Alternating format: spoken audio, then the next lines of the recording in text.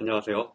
닥터하심입니다. 자, 오늘은 지난번 피라맥스 신풍 필리핀 임상 결과에서 피라맥스 복용 3일째 코로나19 바이러스 RNA 부활량이 기저 시점 대비 99.3%로 감소한 결과가 관찰되었다. 이것이 무슨 의미인지 여쭤보는 분이 있어서 말씀드리겠습니다. 자, 이 논문이 있습니다. 자, 이 논문이 뭐냐? Understanding COVID-19, What does the viral RNA load really mean? 이게 2020년 3월 27일 날 나온 논문이에요. 무려 2년 가까이 된 논문인데, 자, 이때 이미 결과가 이미 알려져 있는 사실이에요. 이 RNA load가 뭐냐?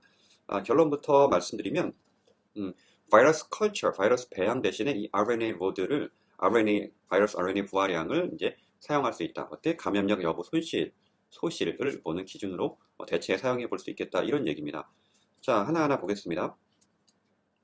자, 이 논문에 보시면 그 쭈라는 사람이 코비드-19에 대해서 바이러스 양이 많은 사람들을 조사해 보니까 그 사람들이 더 중증으로 많이 가더라. 근데 또 다른 그룹에서 조사를 해보니까 바이러스가 소실된 이후, 완전히 소실됐지만 여전히 중증으로 진행되는 이런 사람도 있더라. 그러니까 체내에서 바이러스 양이 줄어드는 것 자체가 물론 의미는 있으나 그것이 줄어들었다, 없어졌다 하더라도 바이러스가 소실됐다 하더라도 이 사람이 중증으로 가는 것을 완전히 막아준다고 장담할 수는 없다. 이런 얘기예요.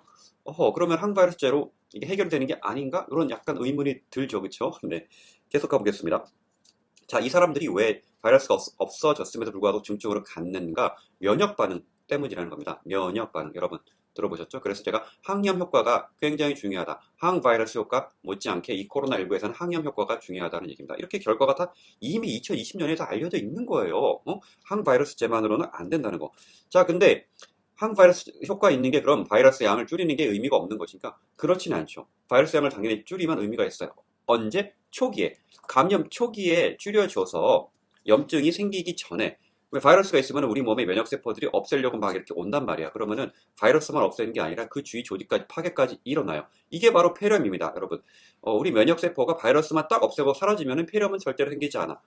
폐렴이 생기는 이유는 그 여러 가지 효소들이나 이런 게 오면서 주위 염증, 다른 정상적인 세포들에까지 다 이렇게 문제를 일으켜서 이제 폐염증이 생기는 거예요. 그 반응이 일어나지 않으려면 감염 초기에 바이러스 양이 많아지기 전에 바이러스 없애야 돼요. 그거는 분명히 의미가 있고 중증으로 악화되는 걸 막 좀 줄여주는 의미는 분명히 있어요. 또 하나 바이러스 양을 줄이는 것의 의미가 다른 사람한테 전파를 갖다 가능성을 줄여줄 수 있겠죠. 두 가지 의미가 있습니다. 중증을 막아주고 전파를 차단을 해주고 특히 이제 노인들 같이 이제 면역이 약한 분들에서는 변이도 잘 일어나고 바이러스 막 증식할 가능성도 높습니다.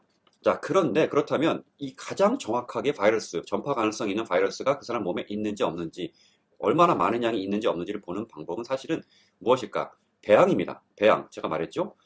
PCR이 아니에요. 배양입니다. 그걸 능가할 수 있는 방법이 없습니다. 직접 배양을 해서 살아있는지 아닌지 보는 거예요. 그런데 이 배양이 결코 쉽지 않아요. 아무 실험실에나 할 수 있는 것도 아니고 일반 임상 환경에서 할 수가 없습니다. 시간도 오래 걸리고. 그래서 사람들이 PCR, CT 값을 딱 정해놓고 예를 들어 40회를 돌려가지고 여기서 40번 증폭시켜서 양성이 나오면 얘는 감염성 있는 바이러스가 있다라고 이렇게 대체하는 사람들이 있는데 이거 굉장히 잘못된 겁니다. 그렇게 하면 안 돼요. 그거는 왜냐하면 CT 값을 딱 40으로 규정하면은 아까 말했듯이 이미 죽은 바이러스들도 나올 수가 있고 그렇다고 해서 너무 작은 CT 값 뭐 30이나 20이나 뭐 이런 식으로 해서 하니까 그것도 조금 여전히 살아있는 바이러스가 좀 끼어 있으니까 쉽진 않잖아요. 그래서 그나마 대체할 수 있는 그나마 가장 합리적인 방법이 CT 값을 딱 정해놓고 몇 번 증폭해서 이거 양성 음성을 딱 가르는 게 아니고 바이러스의 양 자체를 이제 측정을 하는 거예요. 바이러스 양 자체를 그냥 컬처 대신에 바이러스 RNA를 측정하는 방법이 있습니다. 그러니까 뭐 대략적으로 음성 양성을 딱 정해놓고 가르는 게 아니라 절대 양을 갖다가 보여주는 거죠. 자, 비록 그 안에 죽은 바이러스 섞여 있겠지만 이렇게 바이러스 핵선, 바이러스 RNA를 갖다가 검출해내는 방식, 절대량을 검출해내는 방식입니다. 양이 얼마나 되는지 그거를 보는 것이 그래도 이 사람 몸에 있는 바이러스가 전파력이 있는지 없는지를 확인할 수 있는 가장 근사치 값이 나올 수 있겠다. 이렇게 이제 논문에 나와 있습니다. 자, 그래서 작가 그 결과를 다시 보겠습니다. 피라맥스 복용 3일째 코로나19 바이러스 RNA 부활량이 기저 시점 대비 99.3%로 감소한 결과가 관찰되었다. 이 뜻은 무엇이겠습니까, 그러면? 자, 바이러스 양 자체가 전파력이 있는 바이러스 양이 복용 이후에 3일 만에 3일째도 정확히 하루 이틀 3일째 99.3%로 감소하였다. 전파 가능성이 99% 감소하였다라고 이렇게 추정해 볼 수가 있는 거예요. 물론 근사치긴 하지만 이 논문에 근거하여 봤을 경우에 가장 배양과 가까운 근사치로 대응할 수 있는 것이 바이러스 RNA 부하량이기 때문에 우리는 피라미스 복용 3일째 정도 되면은 다른 사람한테 전파할 가능성이 한 99% 정도는 감소할 것으로 이렇게 일단은 추정해 볼 수가 있겠습니다. 물론 이게 임상 3상 초기이기 때문에 아직 중간값이 또 나올 것이고 최종값이 나오겠죠. 그걸 계속 지켜봐야 됩니다. 자, 그렇지만 일단은 바이러스 양에 대해서 우리 전파 차단에 대한 굉장한 가능성을 보여주고 있다라고 제가 이제 볼 수가 있겠고요. 여기서 더 중요한 건 그렇습니다. 사실은 아까 제가 초기에 말씀드렸듯이 이 바이러스 양이 감소한다 할지라도 그것이 반드시 임상적으로 악화를 막아준다라고 이렇게 볼 수는 없는 거거든요. 바이러스가 깨끗이 사라졌음에도 불구하고 중증으로 간 케이스가 있었잖아요. 그렇죠? 그래서 지금까지 나온 항바이러스제들의 그런 효과가 한계가 있는 거예요. 바이러스만 없애는 것들은. 항바이러스에는 뭐 있습니까? 여러분, 팍슬로비드도 있고요. 몰루피라비아도 있고요. 좀 이따 소개해드릴 일본에서 만들고 있는 S217622 이런 약도 있습니다. 자, 그런 항바이러스제와 달리 이 피라맥스는 항염 효과도 있기 때문에 제가 누누이 강조하죠. 코로나19에서 항염 효과가 굉장히 중요하다, 결정적이다. 최초로 이 논문 결과, 이 임상 3분의 이상 2-34 스테이지 1 이 결과를 보면은 최초로 중증 환자에서 임상 지표의 개선 가능성과 안전성을 확인할 수 있었다라고 되어 있습니다. 이 최초라는 표현을 썼어요. 지금까지 나온 어떤 약도 중증, 그러니까 이미 폐렴이로 간 경우에는 효과를 보여주지 못했고 입원으로 넘어간 경우에는 효과가 없었습니다. 몰루피라비아나 팍슬로비드 마찬가지예요, 여러분. 그다음 이거 헷갈리면 안 됩니다. 어떤 약도 없었습니다. 근데 최초로 가능성을 보여줬다라고 이렇게 되어 있습니다. 여러분 지금 확진되면은 우리나라에서 7일 격리 하잖아요. 근데 7일 동안 바이러스가 7일 동안 격리 끝나면은 바이러스가 몸에서 완전히 사라지고 전파 가능성이 없어지는 것인가? 그건 장담할 수는 없습니다. 자, 가장 확실한 것은 증상이 사라지고 3일 정도는 경과를 해야 어느 정도 전파 가능성이 없어졌다라고 이렇게 생각을 할 수가 있는 거거든요. 자, 실제로 우리가 배양을 해보면은 3주까지도 바이러스가 남아있는 경우가 있었다. 이런 식으로 얘기 보고들이 있습니다. 그런데 자 보세요. 이 피라맥스라는 약을 먹으면 3일 만에 전파 가능성이 99% 정도는 감소한 것으로 이렇게 추정되는 이런 결과가 나왔죠. 바이럴 RNA 부하량이 99.3% 감소했기 때문에. 그렇죠. 그러니까 이것이 사실 정확히 이제 계속 확정되면은 요거를 먹게 되면은 자, 전파 가능성이 굉장히 다른 사람한테 잘 안 퍼지잖아요. 그렇죠?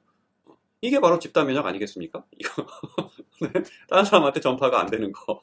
네, 많은 사람들이 이거를 먹게 되면은 이게 진짜로 이제 99.3% 전파 가능성이 확정이 되면은 팬데믹에 굉장히 큰 지대한 영향을 미치겠죠. 여러분, 이제 일본 약 말씀드리겠습니다. 자, 일본 약 기대되시죠? 자, 일본 CEO 노기 제약에서 뭘 만들었냐 하면은 엔스트라비어라는 S11762 이런 바이러스 억제하는 약을 만들었어요. 이거는 바이러스가 복제하는 중간 단계 효소를 방해하는 그런 약입니다. 엠프로라는 효소를 방해해요. 여러분, 이 원리 자체는 팍슬로비드하고 동일합니다. 다만 팍슬로비드는 이 신약인 너마트라비어라는 그 바이러스 효소 억제제에다가 리토나비르라는 에이즈 치료제를 같이 딱 붙여서 만든 약이에요. 이 에이즈 치료를 왜 붙였냐 제가 말씀드렸죠. 그 신약의 반감기를 증가시키기 위해서 이렇게 붙인 겁니다. 자, 대신에 그게 에이즈 치료가 붙었기 때문에 여러 가지 또 문제가 생겼죠. 물론 에이즈 내성 문제도 생기지만 병영에서 쓸 수 없는 많은 상황들이 약들이 생겨나게 됩니다. 자, 그래서 함부로 처방을 잘 못하고 있죠. 그런데 이렇게 그럼 단독으로 이 효소 억제제를 써버리게 되면 일본 CEO 노기 제약에서 그럼 훨씬 편하게 쓸 수 있는 것 아니냐? 맞습니다. 훨씬 더 이제 편하게 쓸 수는 있겠죠. 그러나 효과 자체가 아무래도 병용한 것보다는 조금 감소할 수는 있을 것 같습니다. 네, 정확히 두 약을 비교한 임상은 아직 존재하지 않아요. 일부러 이 일본 회사에서 아마 비교 임상을 안 한 것 같은데 아무튼 이 회사 주장은 그래요. 본인들 약은 에이즈 치료제가 붙어 있지 않기 때문에 좀 더 안심하고 쓸 수 있다. 뭐 이런 장점이 있다. 이렇게 주장을 하고 있습니다. 자, 그렇다면 이게 진실이 뭔지 좀 더 파헤쳐 볼게요. 이 회사에서 한 동물 실험을 보면은 어떻게 했느냐? 근데 팍슬로비드랑 거의 유사합니다. 동물을 생쥐를 감염을 시키고 동시에 이 신약을 투여를 했습니다. 이 바이러스 요소 억제제를 투여를 했습니다. 그렇게 5일 동안 계속 투여를 하고 하루에 2번씩 투여를 했어요. 동물 실험에서는요. 이렇게 보시면 하루에 2번씩 투여를 했습니다. 하루에 2번씩. 안 보이나요? 예, 하루에 2번씩 투여를 했습니다. 자, 이러한 실험 결과를 가지고 해봤더니 폐렴이 이렇게 억제가 되더라라고 이렇게 레포트를 냈는데 이 폐렴이 200mg, 그러니까 kg당 200mg에서 이제 폐렴 억제 효과가 된다라는 식으로 이제 레포트를 냈고 이게 몰루피라비아보다 우수하다라고 이렇게 얘기를 하고 있습니다. 그런데 여러분 제가 말씀드렸죠? 이 쥐에서 kg당 200mg을 인간의 60kg 사람으로 환산을 하면 대략 환산을 하면요 2270mg 정도가 나옵니다. 2200. 네, 그렇게 환산법이 있어요. 그러면 이 용량이 실제로 복용 가능한 현실적인 용량인가, 약으로 만들 수 있는 용량인가 생각을 해보면 이게 이제 팍슬로비드 케이스도 마찬가지로 실제로 이렇게 높은 용량을 상용화하지는 잘 않아요. 제가 그 팍슬로비드 케이스에서 말씀드렸죠. 그래서 이것도 이 회사도 아마 이거보다 훨씬 낮은 용량을 상용화 제품으로 만들 텐데 자, 이 회사에서 실제로 인간한테 어떻게 임상 실험을 했는지를 보면은요. 용량을 공개를 하지 않고 있습니다. 일단은 이거 좀 문제 수상하죠. 용량을 왜 공개를 안 해요? 그냥 고용량, 저용량으로 실험을 해봤더니 고용량이 좀 더 효과가 좋았다. 이렇게만 얘기를 해요. 자, 이런 문제가 하나 있습니다. 근데 복용 방법이나 기간을 어떻게 하고 있느냐? 임상시험에서 얘기하는 겁니다.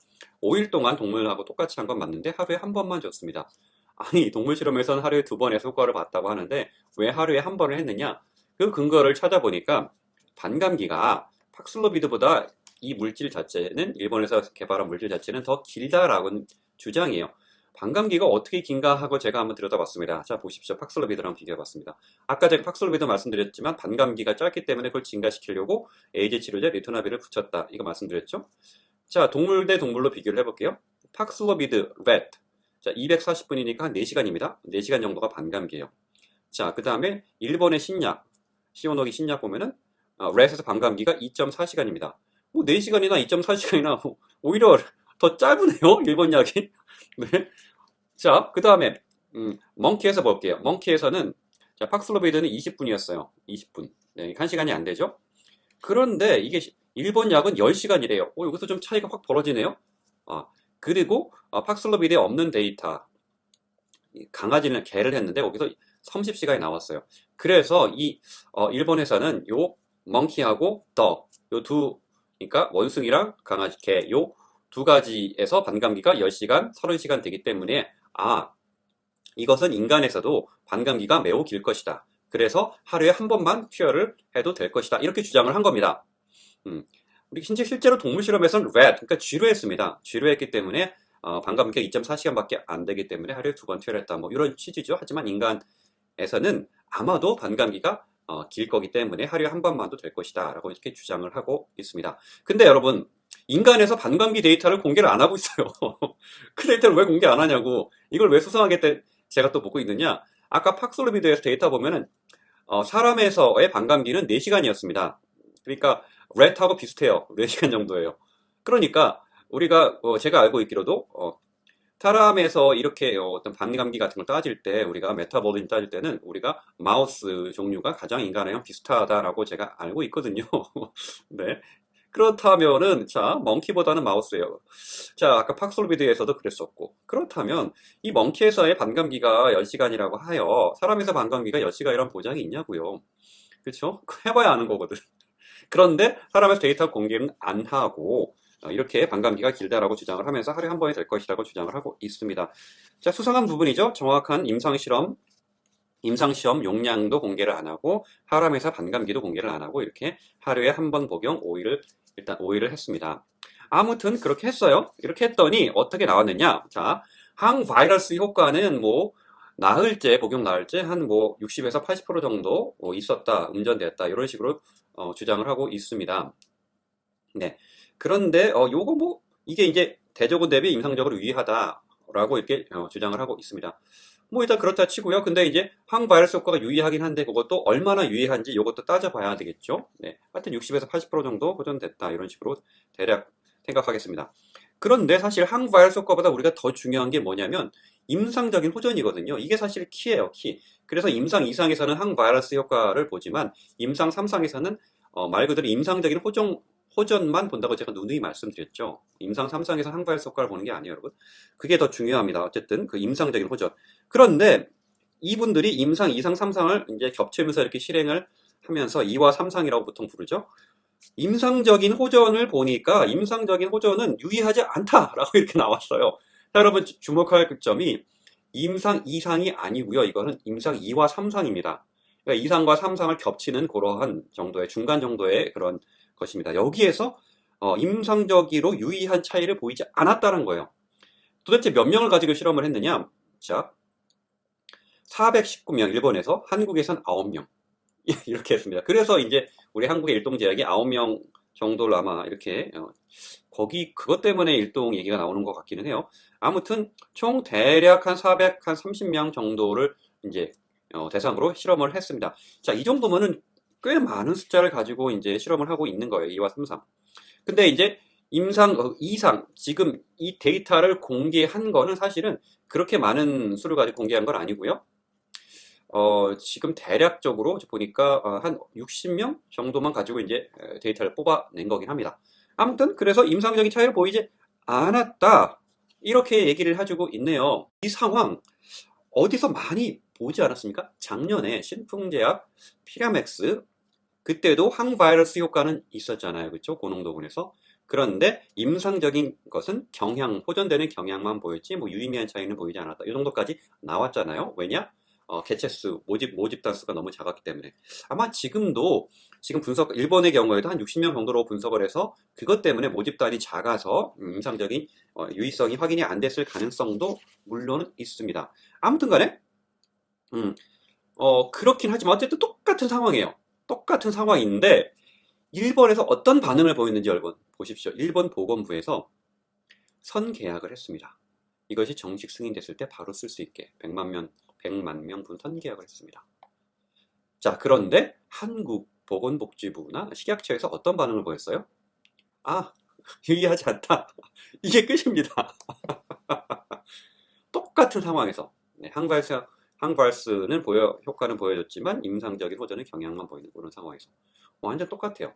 모집단도 50명, 60명, 100명 요 정도로 적은 정도. 근데 두 나라에서 복지부가 이렇게 반응이 완전 달라요. 일본에서 굉장히 적극적으로 계약까지 진행했는데 한국에서는 무시를 해버려. 자, 여러분 한일전에서 우리 1년 앞서고 있는데 지금 훨씬 앞서서 뛰어가고 있는데 반바퀴 뛴 거를 인정을 안 해준 꼴이 된 겁니다. 심판이. 그것도 자국 심판이. 굉장히 황당한 상황이지, 그치? 자, 이것이 작년 식약처가 한 어이없는 결정입니다. 자, 여러분 이 얘기 제가 계속 반복해서 하고 있죠.